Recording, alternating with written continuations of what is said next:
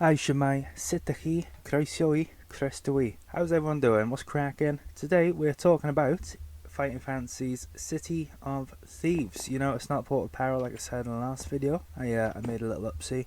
But we're talking about City of Thieves today. The gameplay in the background is going to be of Minecraft. You know, I've set up a little well, it's not a fighting fantasy themed world yet, but I'm hoping it's going to be a fighting fantasy themed world. But it's a survival game. It is. I've taken over a small village that I found, and I'm just sorting out the roads in this video. I'm sorting out the roads, sorting out like the pavements, all that sort of stuff. It's the foundations. I'm setting the foundations for this world, just so that in the next video I do on Fighting Fantasy, it'll be an update then, and then hopefully I'm really hoping this town's going to progress until we finish the Fighting Fantasy series, and then we'll have something cool in the background.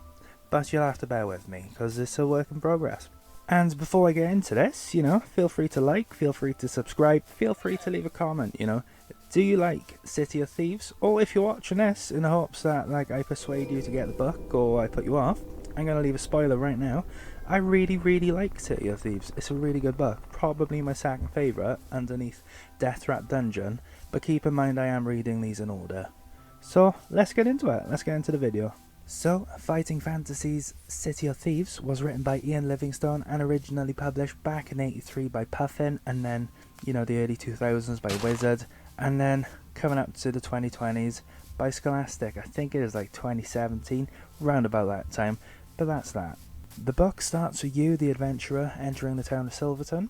Now, Silverton is this beautiful trading village, and loads of wealthy merchants pass through Silverton. So, you know, all their businesses are presumably bustling. They're doing really well from all this, like, footfall. But you enter the town, and it's not all that it seems. It feels a bit strange. All the villagers are sort of on edge.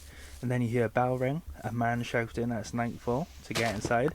And then he watches everyone scurry home, and then they presumably lock the doors and windows. So you're sat there thinking, wow, this is pretty weird. This is quite strange. So you go to the old Toad Inn, a beautiful little inn. And you approach the bar and you say, can I have a hot tub and a bed for the night? And he goes, yeah, go on. There's a brief silence as he's watching the door. He's quite nervous. But then he says, yeah, go on. Give me the money and you can head off. Before you can actually make your way to your room, you know, they've barred the doors. They've locked the doors. There's like a plank of wood. They're barricaded at this point. And then you hear frantic banging at the doors. And it turns out it's Owen Carolith, the mayor of Silverton, and he comes in, he sees you, he gestures you over to sit down with him, he calls for a mug of ale and some food, and he sort of explains what's happening to you. So Carolith explains that a few nights prior to you entering Silverton, two messengers on these terrifying black horses entered town and demanded Carolith's daughter to go back with them so that she could spend her time with Zambo Bone. Now Zambo Bone is terrifying. He's terrifying and he's really powerful. So because the mayor says no, what he does then, in rage, he sends moondogs into the town. And these moondogs sort of get in through your windows and then they just tear stuff up. You know, they lost a lot of people that night. So this guy, Carolith himself, he's sort of like, we really need you to sort of help us here because we are going to be wiped out. There's nothing we can do. We can't fight these moondogs. Will you help us? And basically you say yeah, you agree to help him, and that's really where your adventure starts. He says, well, in the morning I think you should head off to Port Blacksand, and there's a wizard there. He'll be able to help you fight Zambo Bone. So before we head off to Port Blacksand, why don't we look at the covers? Because in a weird twist of fate, but all three editions of this book have really nice covers. You got the Puffin edition, the Wizard edition, and the Scholastic edition. All of the covers are really good. I like them all. So let's talk about them. Who doesn't like looking at some nice old pictures? Let's go.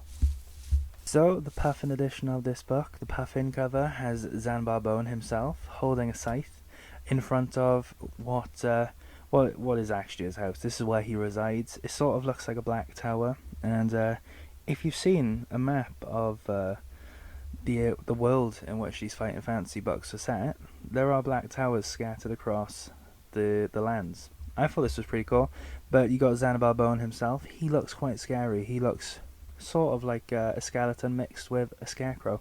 I actually love this guy's design. He's awesome.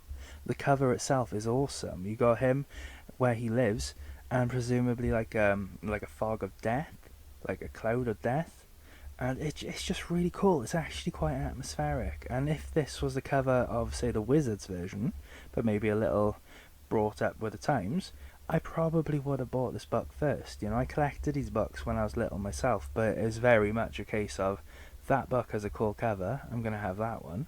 And quite frankly, I skipped over this book originally. It was a bit of a shame because it turned out to be one of my faves. But yeah, I really like the Puffin edition. The Puffin one looks just fantastic. It's really creepy.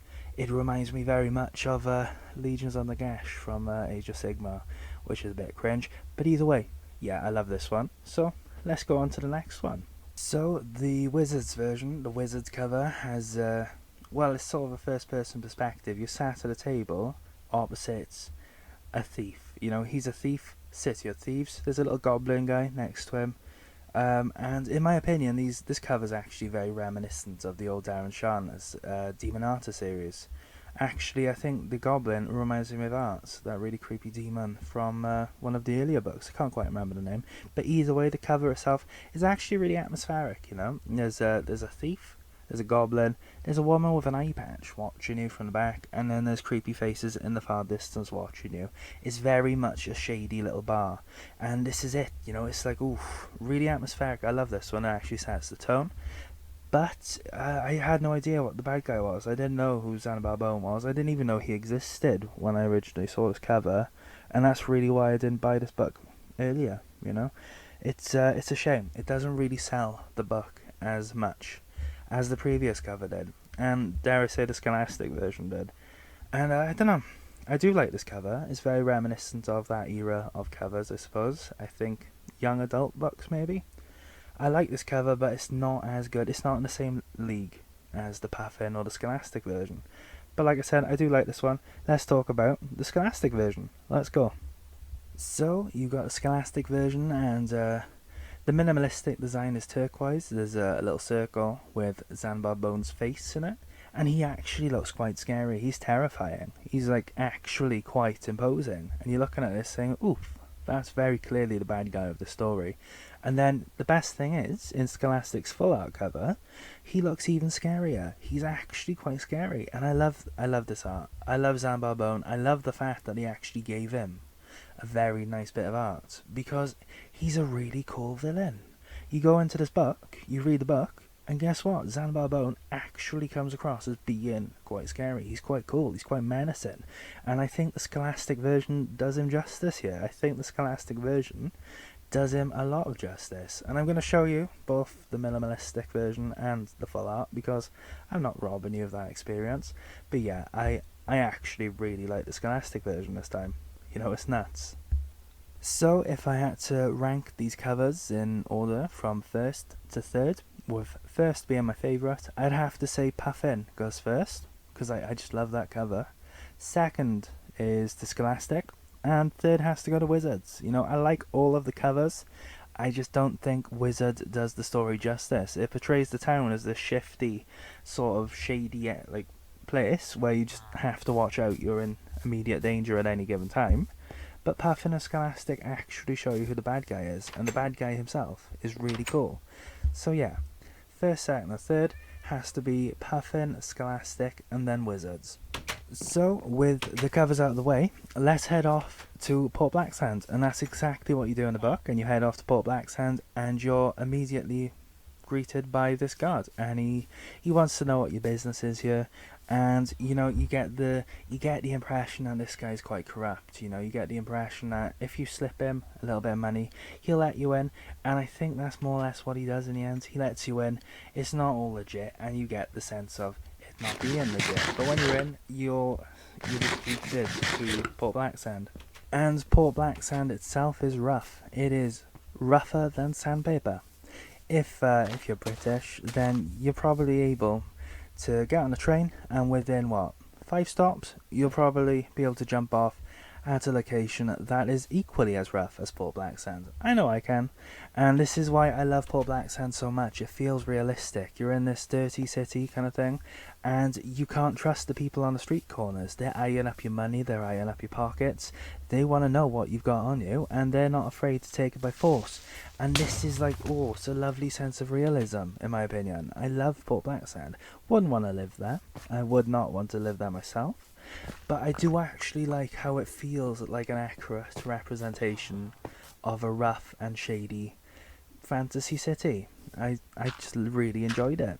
But your main objective upon entering Port Black Sand is to find Nicodemus, and he's this wise old wizard who theoretically should be able to tell you how to fight Zambo Bone. And that's exactly what you do. You seek this man out, and initially you just sort of explore Port Black Sand. You go down the alleyways, you go down the different streets, you meet different characters, you get different encounters. I think my very first encounter was with a man just sort of sat there in a pile of, well, rubbish. And in the artwork, the best thing is you can actually see a magazine from White Dwarf. It's actually really cool. It's a nice little Easter egg. I loved it. But yeah, there's lots of character, and every single character you meet has a lot of character.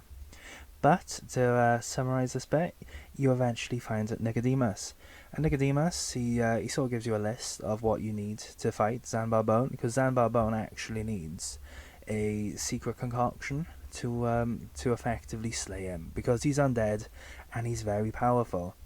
But the kicker is, Nicodemus himself, he tells you straight up, I'm too old. I don't think I'd be able to last. I have no chance of winning this fight, even though I am powerful enough to just immediately win.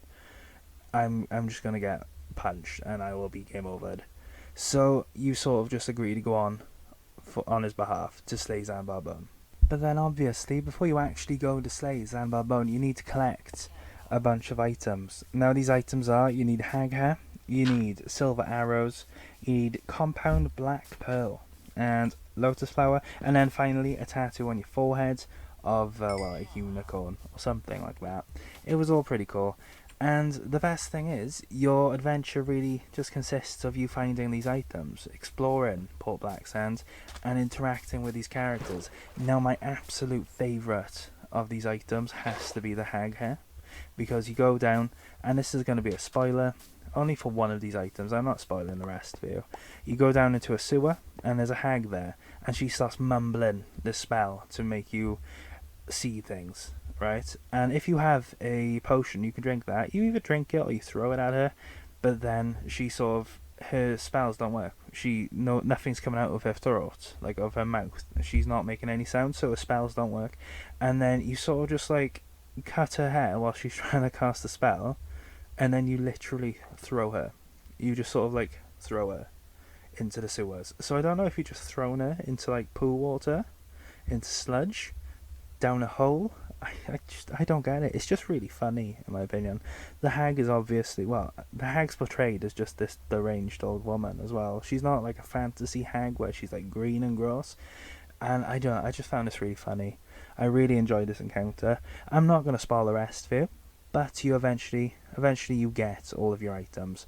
I will say, however, I found that the tattoo, when you get the tattoo on your head, that's the final item, and then it sort of ushers you then into the encounter with Zambo Bone.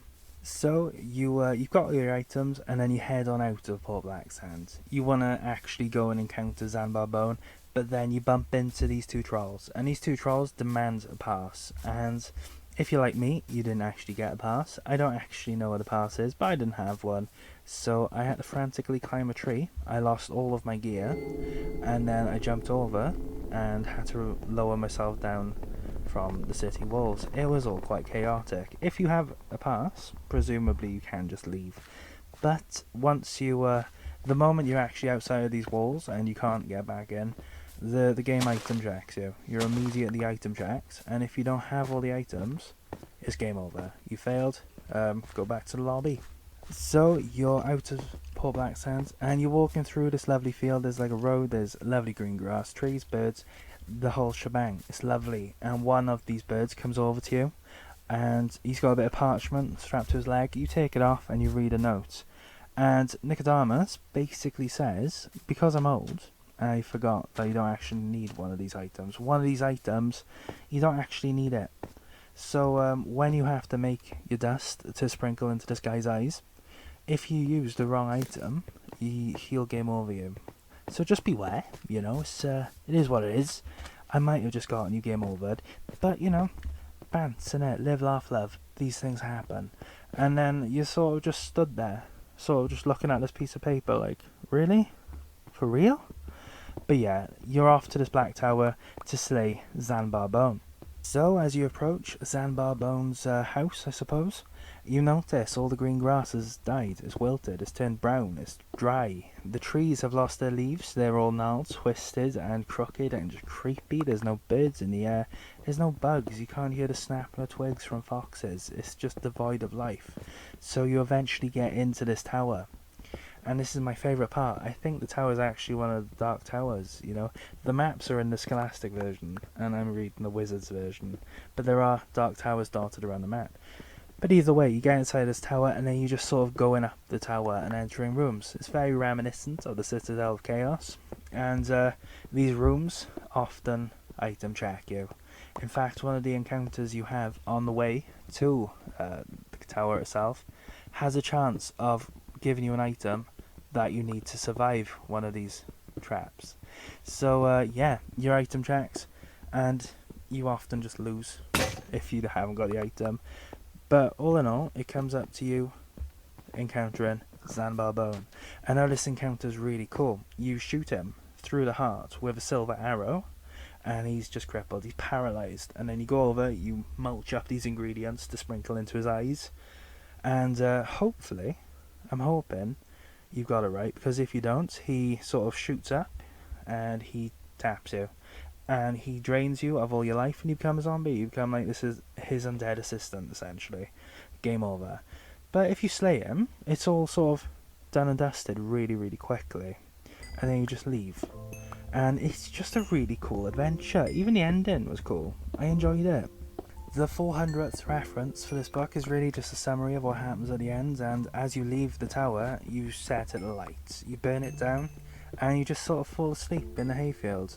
And you have a really nice night's sleep, you wake up, and by the afternoon you're in Silverton, and they greet you with a hero's welcome. It all in all is quite lovely, and the story just feels wholesome, and the whole adventure in Black Sand feels wholesome. I just love this story. It is it's my second favourite underneath Death Trap Dungeon. So I think this is one of those books where the only way you can do it justice is by reading it. It's actually really, really good. It's wholesome. There's heart to it. All in all, I love the adventure. You know, I'm happy that I'm adding it to my collection. So yeah, I think you should pick it up. You know, if you're on the fence, if you're sort of like me, building a collection that you didn't have when you were younger, totally add it. You know, it's a really good book. So that's about it, guys.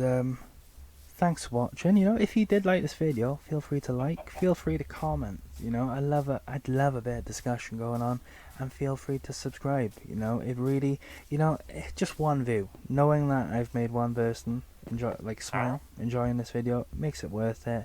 But it is what it is, you know. The next video is going to be on, well, the next Fighting Fantasy video will be on Crypt of the Sorcerer. I had that book when I was younger and I loved it, so I'm really happy to be going back in to the Crypt of the Sorcerer. I can't wait. But yeah, I've got two general books that I want to review. One is called The Boy, the Mole, the Fox and the Horse, and then I think it's The Midnight Library. And then obviously Call of the Arcade at some point. But, you know, that book was that's going to be a wild ride. But yeah, you know, thanks for watching. If you like this video, feel free to like, feel free to subscribe, feel free to comment, and I hope you have a really, really nice day, a really nice week, and I hope you take care of yourself. Goodbye.